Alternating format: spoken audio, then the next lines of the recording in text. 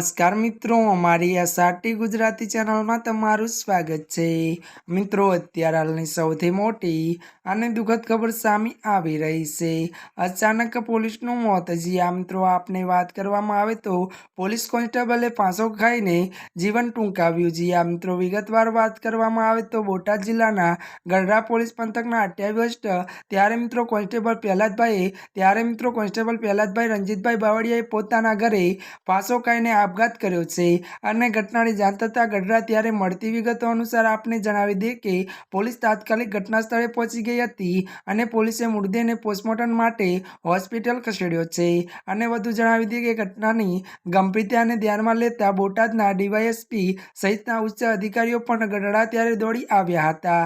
જ્યાં મિત્રો અત્યારે હાલની આ સૌથી મોટી અને દુઃખદ ખબર મળી રહી છે। ત્યારે મિત્રો આજના માટે આટલું જ। અમારી ચેનલમાં નવા હોય તો અમારી ચેનલને મિત્રો તમે લાઈક, શેર અને સબસ્ક્રાઈબ કરી દેજો। ધન્યવાદ।